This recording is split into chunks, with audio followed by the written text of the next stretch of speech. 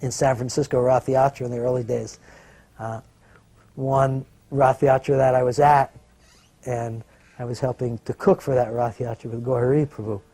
And so after the Rath Yatra, we went to the Family Dog Auditorium where the activities were being held simultaneously there and on the beach. And that was very wonderful. There's a very famous quote of Srila Prabhupada, and I was fortunate enough to be there for that. There were literally hundreds and hundreds, probably thousands. It was a big auditorium. You know, hippies that were in the auditorium. Vishnu Jan Maharaj was leading the kirtan. Just, you know, chant, chant, and when you're tired, take prashadam, and chant more and more and more. Intense chanting, and everyone was like dressed in their full regalia. I mean, it was an incredible scene. Everybody was like fully dressed in all kinds of different hippie things and dressed like Krishna and all kinds of things.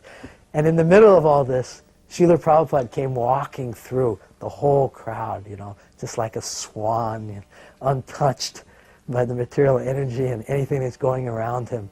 And Prabhupada walked through, and he went up to the stage, and he spoke, and he declared, "I have come to make the hippies happies."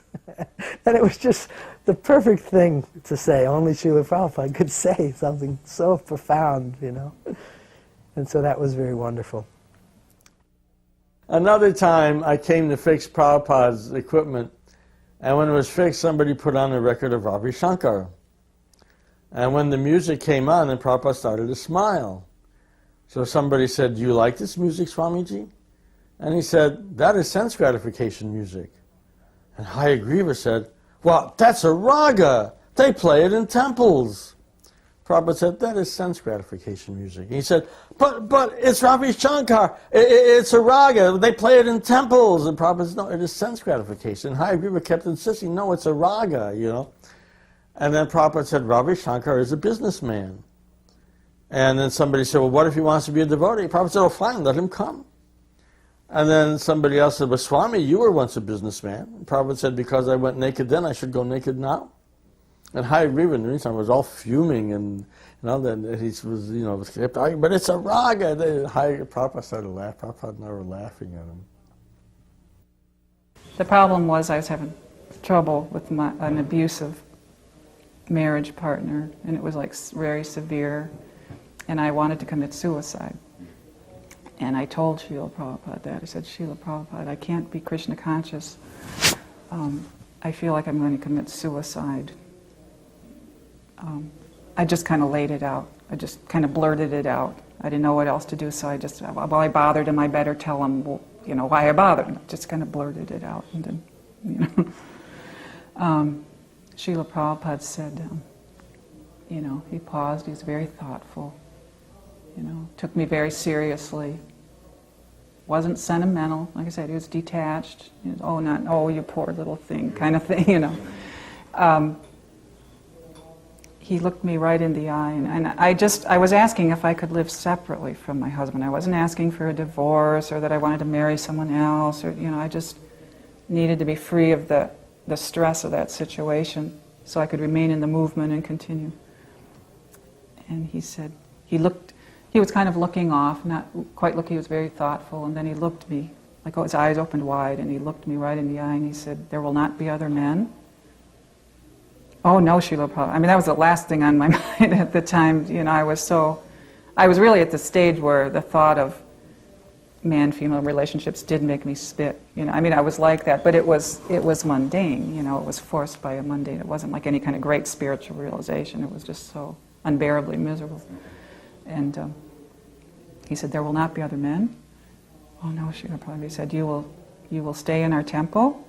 Yes, Srila Prabhupada. So those two things. It's not like he was going to sanction some divorce and remarriage. He wasn't going to go that far, you know. But he said, "All right, you may stay here in the Sispalika," you know. And that was kind of it, you know. And then when I went to see Prabhupada in Los Angeles with my then wife, and we were talking, at one point my wife said, "Prabhupada, I'd really like to read your books." And Prabhupada said, "You have a very nice wife." He said, "You should take care of her." At another Rath Yatra, you know, maybe it was 1971, I was manning a cart, a book cart, because at the time I was a book distributor, and we had a couple of carts, and we were selling books, and I just remembered, at one point asking someone just to man it for a minute, and I ran up to go see Srila Prabhupada on the cart before it took off, and you could feel Srila Prabhupada looked at me, and everybody was probably feeling the same thing, but I know Srila Prabhupada looked at me and he gave me some acknowledgement and he smiled, and it made me feel so wonderful. And then after, I remember going to where he was staying in the apartment, and Srila Prabhupada was getting a massage, and we came in and we gave Srila Prabhupada the reports on how many books were sold, and we came in with these big bags of Lakshmi collected, and Srila Prabhupada was, very, very nice, thank you so much. So, Srila Prabhupada had nothing to thank us for, we had everything to thank Srila Prabhupada for, but he was always thanking us. It's like I was mentioning that Arti, he was saying, I have no service to offer, so I just thank you for allowing me to serve my Guru Maharaj. Like that.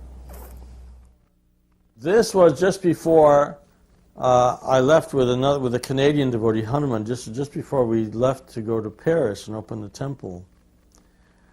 And we went on a morning walk with Prabhupada. And at one point, Prabhupada said that he was talking about love, how love requires free will. He said, just like if you want somebody to love you, they must do it by their free will. He said, you cannot force somebody. You can't. And he said, and he grabbed me by the shoulders, and he said, you cannot say, you must love me, you must love me, you must love me. And he was shaking me like that, And Prabhupada was very strong. They were very, very powerful. Prabhupada did two public programs, as far as I remember. And on one program, my father confronted him. He was angry at Prabhupada for having stolen his sons. He said, I cannot believe that it is responsible to bring a foreign culture that is the Indian culture, into Germany. It will not survive. The people who are now with you will not be able to stay. It's almost like taking a crocodile from Egypt and transplanting it in the cold river Rhine. How will the crocodile survive there?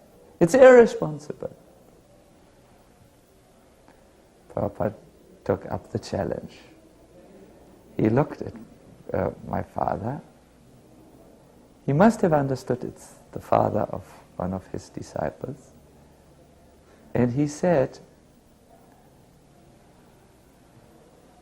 you can become Krishna conscious in suit and tie. My father understood. He understood Krishna consciousness is not a matter of culture. The dress may change according to culture. But no, you didn't have to dress in an Indian way. You didn't have to accept the externals to become Krishna conscious. And to this day, he remembers this. At the first moment, he was thinking, this is too simple of an answer for my very intellectual challenge. But the words of the pure devotee do not necessarily act on the intellectual or mental platform on which the question was posed. They have a Shakti, a transformative Shakti, which works much deeper. And my father thought, what a pleasant encounter.